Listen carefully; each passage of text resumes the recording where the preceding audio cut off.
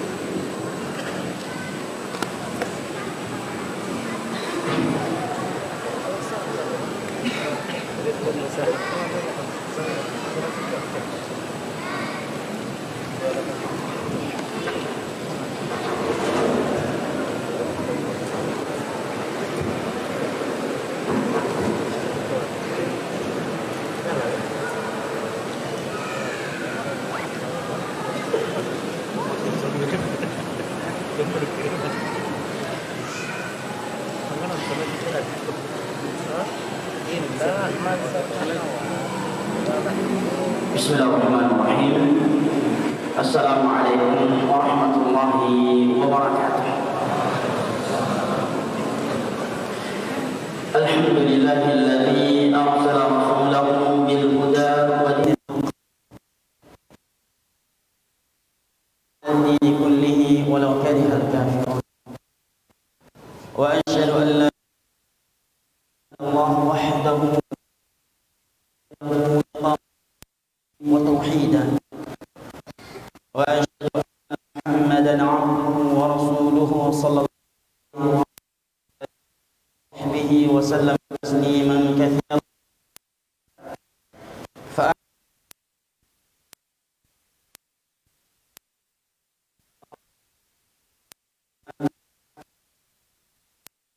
yang mana cintai dan hormati rahimahullah wa iyyakum.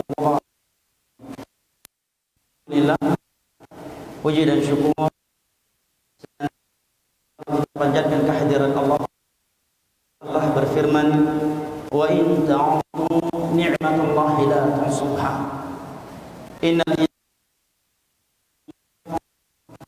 Dan kalaulah kalian menghitung-hitung akan nikmat Allah atas kalian, la tuhsuha, niscaya kalian tidak akan mampu menghitungnya. Innal insana lazalumun kafar. Sesungguhnya manusia itu zalim. Bertemu dan berkumpul kita saat ini di rumah Allah Jalla wa Ala yang mulia ini, dan yang iman dan anugerah dari Allah Jalla wa Ala yang wajib kita syukuri. Mohon dan meminta dengan nama-namanya yang maha, dengan sifat yang agung yang apabila diminta dengannya maka ia mengabulkan permohonan hambanya agar memasukkan kita ke dalam golongan yang telah ia firmankan di dalam sebuah hadis qudsi yang diriwayatkan oleh Al-Imam Tirmidzi dari Mu'adz bin Jabal radhiyallahu anhu, di mana ia berfirman, wajabat mahabbati lil mutahabbi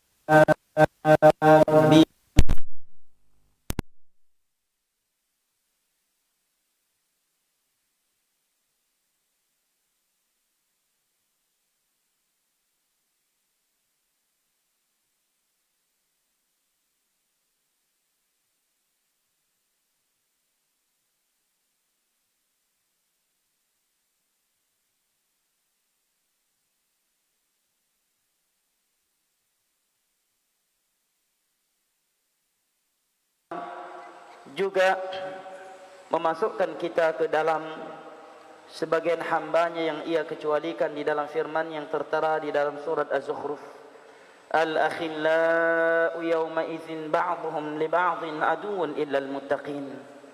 Seluruh orang-orang yang saling cinta mencintai, saling kasih mengasihi, akan saling bermusuhan di antara mereka pada hari kiamat kelak, kecuali orang-orang yang bertakwa kepada Allah Jalla wa Ala. Kata Al-Imam Ibnu Katsir, fa kullu sadaqatin wa sahabatin li ghairi Allah azza wa jalla fa innaha tanqalibu adawatan yawmal qiyamati illa ma kana lillah fa innahu daimun bidawamih. Maka seluruh pertemanan dan persahabatan yang bukan karena Allah, bukan di jalan Allah, dan tidak saling menuntun di antara mereka menuju Allah Jalla wa Ala, akan berubah menjadi sebuah permusuhan di antara mereka pada hari kiamat kelak, kecuali yang karena Allah, yang di jalan Allah, maka itulah yang abadi karena Allah yang maha abadi. Mudah-mudahan kita juga termasuk dari sebagian golongan yang mendapatkan naungan Allah Jalla wa Ala pada hari kiamat, pada hari yang tiada naungan kecuali hanya naungannya. Karena pertemuan dan majelis kita ini, di dalam hadis yang diriwayatkan oleh Al-Imam Al-Bukhari dan Muslim dari Abu Hurairah radhiyallahu anhu, Nabi sallallahu alaihi wasallam bersabda, sab'atun yudhilluhumullahu yawma la dhilla illa dhilluh. Ada 7 golongan yang ana orang Aceh, antum orang Minang. Tidak ada hubungan nasab antara ana dan anda semua. Tidak ada pula hubungan nilai-nilai dunia lainnya di antara kita. tidaklah kita bertemu dan berkumpul saat ini kecuali karena undang-undang dasar kita yang satu, yaitu radhina billahi rabba wa bil islami dina wa bi Muhammadin sallallahu alaihi wasallam nabiyyan wa rasulah. Karena Al-Quranul Karim dan hadis-hadis Nabi sallallahu alaihi wasallam ala fahmi salafil ummah yang ada di dalam dada-dada kita, sehingga kita bertemu dan berkumpul saat ini di rumah Allah Jalla wa Ala yang mulia ini. Mudah-mudahan pertemuan dan majlis kita ini Allah abadikan sampai ke syurganya pada hari kiamat kelak ma'an nabiyyin was-siddiqin wasyuhada'i was-salihin wa hasuna ulaika rafiqa. Jamaah yang dimuliakan Allah, ibu bapa, saudara dan saudari, ikhwanil kiram wa akhwati al-karimat yang ana cintai dan hormati, ya rahimani Allah wa iyyakum wa baraka fikum. Sebuah akidah yang harus dan wajib diimani oleh seorang muslim dan muslimah, dan ini dari perkara akidah yang tidak boleh ada keraguan di dalamnya, bahwa Nabi kita sallallahu alaihi wasallam dimuliakan oleh Allah Jalla wa Ala dengan beberapa hal. Yang diantaranya adalah dengan telaga dan kautsar yang Allah anugerahkan untuk beliau. Allah Jalla wa Ala berfirman, "Inna a'tainakal kautsar." Sesungguhnya kami telah memberikan untukmu al-kautsar. Al-kautsar disebutkan oleh Al-Imam Al-Bukhari dari Abdullah bin Abbas radhiyallahu anhu. Beliau menafsirkannya adalah al-kautsar al-khairul katsir alladhi a'tahu Allah iyyah. Adalah kebaikan yang banyak yang Allah berikan kepada Nabi kita sallallahu alaihi wasallam. Kemudian juga datang penafsiran dari selain Abdullah bin Abbas radhiyallahu anhuma. Bahkan Nabi sallallahu alaihi wasallam juga menyebutkan bahwa kautsar adalah sungai, nahrun wa'adanillahu fil jannah, sebuah sungai yang Allah janjikan untukku di dalam syurga pada hari kiamat kelak. Dan dari sungai kautsar inilah air mengalir ke dalam telaga Nabi sallallahu alaihi wasallam yang ada di padang mahsyar. Banyak hadis yang telah menyebutkan tentang telaga Nabi sallallahu alaihi wasallam dan sifat-sifatnya. Oleh karenanya setiap kitab-kitab akidah yang ditulis oleh para ulama seperti akidah At-Tahawiyah, akidah syarah i'tiqadi ahli sunnati wal jamaah al-Imam Al-Lalikai, Asy-Syari'ah lil Imam Al-Ajurri, Ushul Sunnah Imam Ahmad, Syarh Sunnah lil Imam Al-Baghawi, dan kitab-kitab akidah lain yang ditulis oleh para ulama terdahulu sampai hari ini selalu hari setelah dari Abdullah bin Amr bin As radhiyallahu anhuma, Nabi sallallahu alaihi wasallam bersabda, "Ma min nabiyyin yub'atsu min syai'in yuqarribukum ila an-nar illa qad bayyant." Tidak ada sesuatu yang dapat mengantarkan kalian ke surga. Karena demi Allah, kandungan hadis beliau yang akan kita renungi berikut ini, apabila tidak membuat kita baper dan tidak bisa membuat kita tersinggung karenanya, dan membuat kita tidak merasa hadis ini diutarakan kepadanya, demi Allah berarti hati kita telah mati, atau hati kita telah berpenyakit dengan penyakit yang kronis. Nabi mengatakan, "Inna mathali wa mathalakum kamathali rajulin awqad nara." Perumpamaan aku dan kalian itu seperti seorang laki-laki yang menghidupkan api di malam hari. Tatkala api yang dia hidupkan tersebut telah menyala, faja'ala al-janadib wal farash yaqa'na fiha, maka datanglah hewan-hewan kecil seperti belalang mendekatinya. Wa huwa yadhubbuhunna anha, maka laki-laki tersebut berusaha semaksimal mungkin sekuat tenaganya menjauhkan hewan-hewan kecil yang ingin mendekati api tersebut dari api yang telah menyala itu. Wa ana akhidhum bihujil, dari api yang telah menyala dan hewan-hewan tersebut ingin mendekatinya. Demikianlah beliau mengumpamakan kita dengan hewan-hewan kecil yang ingin mendekati suatu api yang sudah menyala, dan diri beliau dengan seorang laki-laki yang berusaha sekuat tenaganya menjauhkan hewan-hewan kecil tersebut dari api yang telah menyala itu. Kemudian beliau mengumpamakan dirinya dan kita dengan perumpamaan yang kedua. Beliau mengatakan, wa ana akhidhun bihujazikum, aku pegang erat-erat pinggang kalian. Ini perumpamaan yang sangat dalam, jamaah yang dimuliakan Allah. Ini perumpamaan yang menunjukkan kepada kita bahwa Nabi kita SAW telah melakukan perjuangan yang cukup serius, yang cukup berat demi menyelamatkan kita dari neraka Allah. Sehingga beliau mengatakan, aku pegang erat-erat pinggang kalian.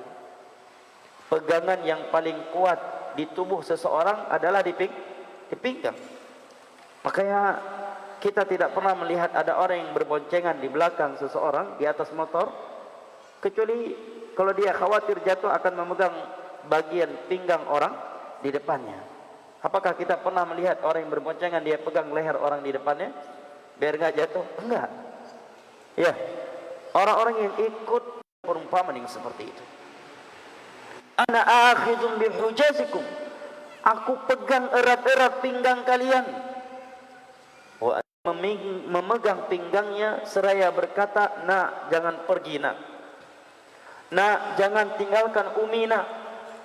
Lantas anak tersebut tanpa perasaan di hatinya dan dengan relanya dia melepaskan kedua tangan ibunya yang sedang memegang pinggangnya, kemudian membiarkannya dan dia pun pergi. Tentunya semua orang akan mengatakan ini anak yang paling durhaka, ya kan? Semua orang akan mengatakan ini anak tidak memiliki pri kemanusiaan. Dia rela melepaskan kedua tangan ibundanya yang sedang memegang pinggangnya dan agar dia tidak pergi meninggalkannya. Maka bayangkan, seperti itulah perumpamaan yang Nabi SAW berikan. Dan kita terkadang tidak sadar bahwa diri kita lebih durhaka daripada anak tersebut terhadap Nabi SAW. Karena sungguh tidaklah orang tua kita lebih berjasa dan lebih baik untuk kita daripada Nabi Muhammad SAW. Dan tidaklah pengagungan kepada kedua orang tua kita melebihi pengagungan kita terhadap Nabi SAW. 23 tahun lamanya beliau berdakwah sebagai Nabi dan sebagai Rasulullah. 23 tahun lamanya beliau menuntun umat ini ke syurga Allah dan menjelaskan kepada mereka jalan-jalan yang dapat menyeretkan mereka ke dalam neraka Allah. Selama 23 tahun tersebut beliau pernah diusir, beliau pernah dilempari dengan kotoran onta ketika sedang salat. Di jalan tersebut nyawa beliau, bahkan kepala beliau pernah dihargakan dengan 100 ekor onta. Di jalan tersebut beliau terusir dari Mekah. Beliau harus meninggalkan Mekah, tempat kelahirannya, tempat di mana beliau di situ dibesarkan, tempat di mana nenek moyang beliau ditokohkan di dalamnya. Di jalan tersebut gigi taring beliau pernah dipatahkan. Di jalan tersebut pipi beliau yang begitu mulia pernah dipecahkan sehingga bercucuran darah keluar darinya. Di jalan tersebut topi perang beliau pernah dipecahkan. Di jalan tersebut istri tercinta beliau pernah dituduh berzina dengan sahabatnya. Di jalan tersebut sebagian sahabatnya mati syahid, sebagian sahabatnya dimutilasi, sebagian sahabatnya disiksa. Bahkan ada di antara sahabiah beliau yang meninggal dalam keadaan ditombak, mohon maaf, di bagian kemaluannya oleh Abu Jahal dengan tombaknya. Makanya Nabi SAW katakan, perumpamaan aku dan kalian itu bagaikan seorang laki-laki yang menghidupkan api di malam hari. Tatkala api yang telah ia hidupkan tersebut mulai menyala-nyala, maka datanglah hewan-hewan kecil seperti belalang mendekatinya. Ia berusaha sekuat tenaga menjauhkan hewan-hewan kecil tersebut dari api tersebut. Siang dan malam Nabi kita SAW menjelaskan kepada kita bahayanya kesyirikan, bahayanya kebid'ahan, bahayanya maksiat ini dan maksiat itu. Wa ana akhidhum bihujazikum, dan aku pegang erat-erat pinggang kalian. Dan yang menyedihkan jamaah yang dimuliakan Allah, demi Allah apabila kita tidak tersinggung dengan sabda beliau ini, demi Allah hati kita telah mati. Demi Allah hati kita telah berpenyakit dengan penyakit yang kronis. Di akhir hadis tersebut Nabi mengatakan, wa antum tuflituna min yadai, kalian rela melepaskan kedua tanganku dari pinggang kalian. Ana akhidhum bihujazikum, aku pegang erat-erat pinggang kalian agar tidak jatuh ke dalam neraka Allah yang satu hari di dalamnya panjangnya lamanya seperti 1000 tahun di dunia ini, yang mana azab yang paling ringan di dalamnya adalah seorang hamba diletakkan wabara api di bawah kakinya lantas meleleh dan mendidih otaknya. Ana akhidhum bihujazikum, aku pegang erat-erat pinggang kalian. Wa antum tuflituna min yadai, tetapi kalian semua rela melepaskan kedua tanganku dari pinggang kalian. Nabi menuntun kita kepada tauhid dan melarang kita dari perbuatan syirik. Sebagian kita justru menjadikan syirik jalan menuju syurga dan tauhid sebagai jalan menuju neraka. Nabi kita SAW mengajak umatnya untuk beribadah mengikuti sunnah beliau dan memperingatkan mereka dari perbuatan bidah. Sebagian mereka dengan mudahnya mengatakan, tetapi kan ini baik juga, tetapi begini dan begitu, sehingga dia lebih memilih dengan cara-cara yang menyelisih sunnah Nabi SAW. Beliau mengatakan ini haram, itu haram, jauhi maksiat ini dan jauhi maksiat itu. Semua itu demi menyelamatkan kita dari neraka Allah, karena beliau tidak akan pernah memerintahkan kita kepada sesuatu kecuali sesuatu itu murni baik atau dominannya maslahat, sebagaimana tiada sesuatu yang beliau haramkan kecuali karena ia murni buruk atau dominannya buruk.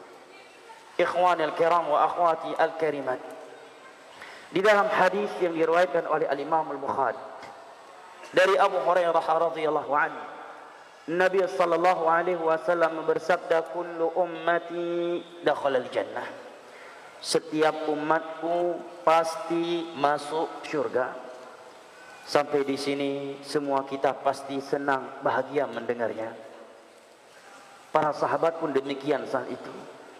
Tetapi yang membuat para sahabat Nabi terkejut saat itu, dan tentunya juga kita, adalah sabda beliau yang setelah itu.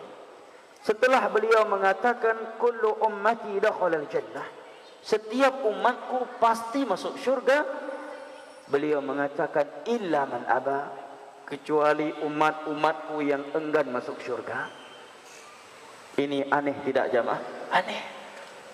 Karena seandainya yang enggan masuk syurga itu adalah Yahudi, adalah seorang Nasara, seorang musyrik, seorang majusi, seorang ateis, maka ini bukan sesuatu yang mengejutkan, bukan sesuatu yang aneh.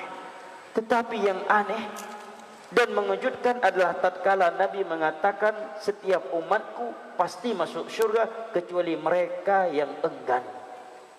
Kok bisa dari umat beliau ada yang enggan masuk syurga? Mendengar demikian, maka para sahabat Nabi sangat sempurna, jawaban yang sangat mencakup, dan sebuah jawaban yang tidak bisa dipeleset atau dipolitisirkan oleh sebagian manusia untuk kepentingan mereka masing-masing. Jawaban yang baku, jawaban yang paten, jawaban yang tidak bisa dipelesetkan oleh manusia dengan tujuan-tujuan buruk mereka. Nabi menjawab, man ata'ani dakhala al-jannah wa man asani faqad aba. Barang siapa yang taat kepadaku maka dia pasti masuk syurga. Ini tiket masuk syurga. Siapa yang bertanya selama ini atau mencari-cari tiket masuk surga, ini dia tiketnya. Tiket masuk surga ada pada sabda beliau ini, man ata'ani dakhala al-jannah. Barang siapa yang taat kepadaku, maka dia pasti masuk surga. Karena Nabi diutus itu untuk ditaati, bukan sekedar untuk dikenang, sekedar dengan mengatakan saya rindu, saya cinta beliau, atau hanya sekedar merayakan hari kelahiran beliau. Bukan itu tujuan Allah mengutus setiap rasul dan terkhusus rasul kita. Karenanya Allah berfirman, wa ma arsalna min rasulin illa liyuta'a biiznillah. Tidak ada satupun rasul yang kami utus kecuali tujuannya untuk ditaati. Ini tujuan Allah mengutus seorang rasul. Maka Nabi mengatakan, man ata'ani dakhala al-jannah. Barang siapa yang taat kepadaku, maka ia pasti masuk surga. Tetapi untuk mentaati beliau tidak mudah, jamaah.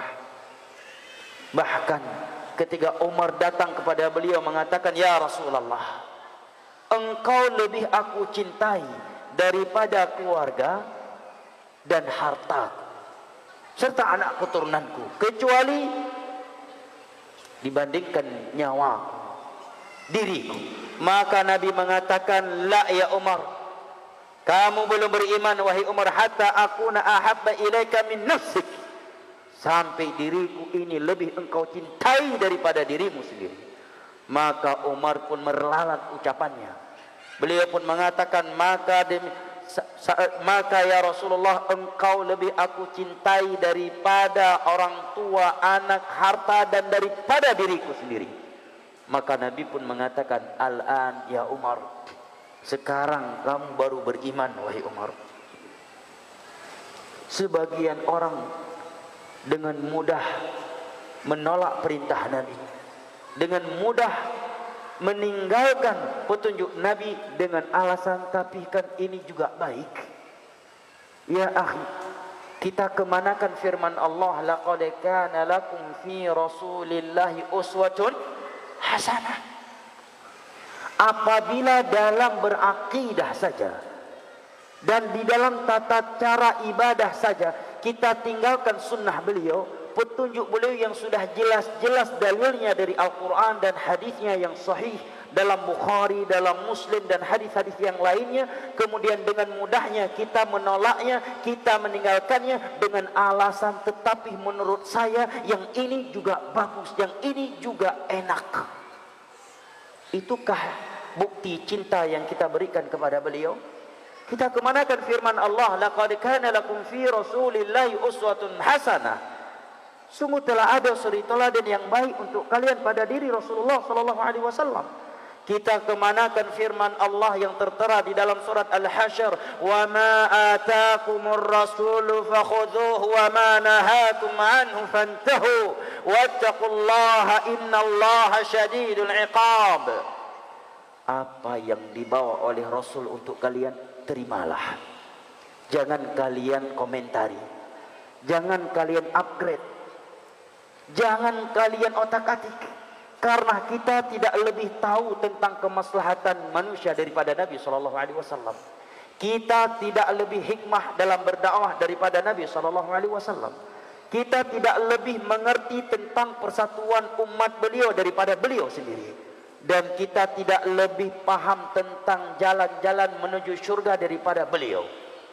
Maka Allah katakan, wa ma ataakumur rasulu fakhudhuhu wa ma nahakum anhu fantahu. Apa yang dibawa oleh Rasul, apakah itu bab akidah, tata cara salat, tata cara wudu, tata cara haji, umrah, ibadah-ibadah yang lainnya, fakhudhuhu, terima saja. Wa ma nahakum anhu fantahu. Dan apa yang dilarang olehnya, maka tinggalkanlah.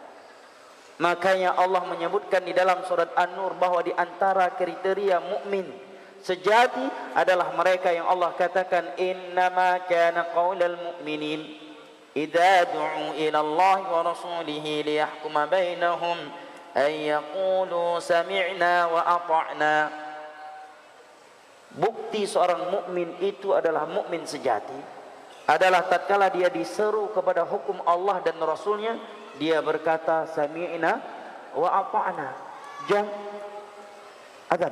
Baik. Kita cukupkan dulu sampai di sini, kemudian insyaallah taala kita lanjutkan kembali setelah salat Isya. Wallahu taala alam bisawab. Wassalamualaikum warahmatullahi wabarakatuh.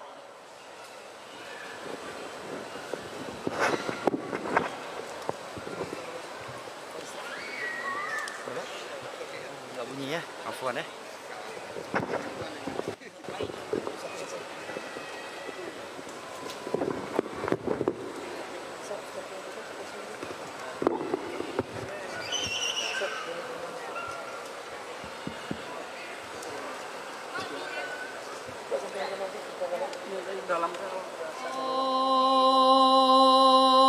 الله أكبر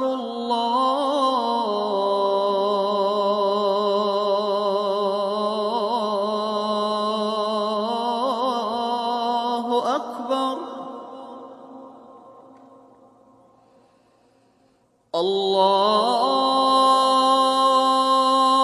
الله أكبر